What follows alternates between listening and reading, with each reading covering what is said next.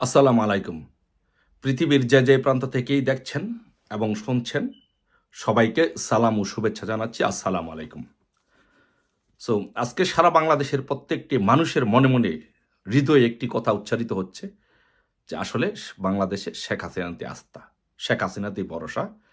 আগেই ভালো ছিলাম, শেখ হাসিনার আমলেই ভালো ছিলাম।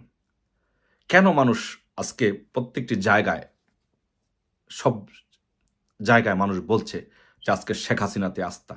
আসুন আমরা একটু দেখি যে আসলে আপনি যদি দেখেন যে বর্তমানে বাংলাদেশের প্রেক্ষাপটের চাইতে যদি আওয়ামী লীগের শাসনামলের প্রেক্ষাপটগুলো একটু বিশ্লেষণ করেন, তাহলে অটোমেটিক্যালি আপনি বুঝতে পারবেন যে মানুষ কেন এই কথাগুলো বলছে। যে আপনি দেখেন, আওয়ামী লীগ শাসনামলে কিন্তু আইনের শাসন ছিল, সুবিচার ছিল, মানুষের মধ্যে শান্তি শৃঙ্খলা ছিল, আইন শৃঙ্খলা ছিল। আপনি অপরাধ করবেন, সে যেই দলেরই হোক না কেন, আপনার বিরুদ্ধে কিন্তু মামলা করা গেছে, আপনার বিরুদ্ধে আপনাকে কিন্তু আইনের আওতায় আনা গিয়েছে। কিন্তু এখন কি হচ্ছে? এখন মবজাষ্টি হচ্ছে, চুরি হচ্ছে, ছিনতাই হচ্ছে, রাহাজানি হচ্ছে, চাঁদাবাজি হচ্ছে। কোনো আইনের কোনো ন্যূনতম পরিমাণ শাসন নেই।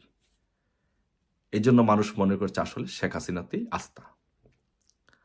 তারপরে যে গণতন্ত্র নিয়ে এত কিছু, গণতন্ত্রের কথা যদি বলেন, আপনি দেখেন যে আওয়ামী লীগ শাসন আমলে কিন্তু গণতান্ত্রিক স্পেস ছিল রাজনৈতিক দলগুলোর জন্য, বাক স্বাধীনতা ছিল। এখন আপনি কি বলবেন? দেখেন, একজন উপদেষ্টা মাহফুজ, সে বলল যে আওয়ামী লীগকে নির্বাচনে অংশগ্রহণ করতে দিবে না। তাহলে এই যে কথাটা সে বলল, এটাই তো হচ্ছে সবচেয়ে অগণতান্ত্রিক ফ্যাসিস্ট এবং স্বৈর শাসকের কথা। যে এত বড় একটি বৃহৎ রাজনৈতিক দলকে আপনি, যে দলের নেতৃত্বে এই দেশ স্বাধীন হয়েছে, সেই দলকে আপনি রাজনীতি করতে দিবেন না। আপনি কে? Who you R? Who are you? আপনি কে? আপনি বলেন। আপনি তাকে রাজনীতি করতে দিবেন না। তো এই যে স্বৈর শাসনের ফ্যাসিস্টদের মতো কথা বলার মন মানসিকতা, এই কথাগুলো থেকে মানুষ মনে করে যে না, আসলে আওয়ামী লীগ আমলে আমরা ভালো ছিলাম। কারণ আওয়ামী লীগ আমলে তো সবগুলো রাজনৈতিক দল কথা বলতে পেরেছে, সবগুলো রাজনৈতিক দল টিভিতে টকশো করতে পেরেছে, সরকারের সমালোচনা যাচ্ছে তাই সমালোচনা করতে পেরেছে, শেখ হাসিনার সমালোচনা করতে পারছে। কই, এখন তো এগুলো হচ্ছে না। এখন তো বাক স্বাধীনতা নেই। মিডিয়াগুলোর গলা চেপে ধরা হয়েছে। মিডিয়াগুলো স্বাধীনভাবে তাদের সংবাদ প্রকাশ করতে পারছে না। তো এই জন্য মানুষ মনে করে যে আসলে শেখ হাসিনাতেই আস্থা। মানুষ শেখ হাসিনাকেই বিশ্বাস করে। তারপরে আপনি যদি দেখেন যে মানুষের জনজীবনে আজকে মানুষের চাকরি নাই, ব্যবসা নাই, বাণিজ্য নাই, গার্মেন্টসগুলো বন্ধ হয়ে যাচ্ছে। এই যে একটা অস্থিতিশীল পরিস্থিতি, মানুষের দেয়ালে পিঠ ঠেকে গেছে। সেই কারণে মানুষ মনে করছে যে শেখ হাসিনা আমলে তো আমাদের চাকরি ছিল, ব্যবসা বাণিজ্য ছিল, গার্মেন্টসগুলো ভালো ছিল। তাহলে শেখ হাসিনার আমলেই ভালো ছিলাম। তাহলে আসলে শেখ হাসিনাতে আস্থা। তাই প্রত্যেকটি মানুষ মনে করছে শেখ হাসিনাতে আস্থা। এবং আপনি যদি দেখেন, আরও যদি দেখেন যে গরিব মানুষগুলো, রিক্সাওয়ালা আগে ১৫০০ টাকা বা ১৪০০-১৫০০ টাকা কামাই করতে পারত। এখন সেটা নেমে আসছে ৬০০ টাকা, ৭০০ টাকায়।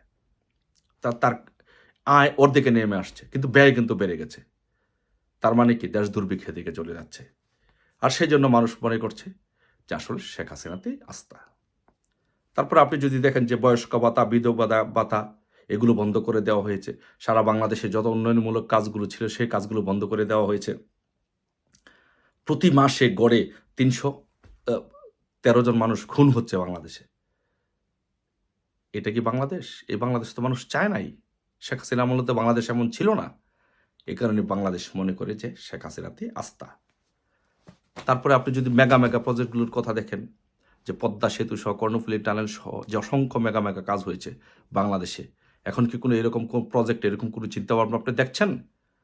যে অ্যাপার্ট ফ্রম আওয়ামী লীগের নেতাকর্মীদেরকে গ্রেপ্তার করা ছাড়া, চুরি, ডাকাতি, ছিনতাই, রাহাজানি এগুলো ছাড়া এগুলো কোনো উন্নয়নমূলক কাজ দেখছেন? হচ্ছে না। বিদ্যুৎ নাই, চাকরি নাই, ব্যবসা নাই, বাণিজ্য নাই। মানুষ হতাশ। সো এইসব কারণে মানুষ মনে করছে শেখ হাসিনাতে আস্থা।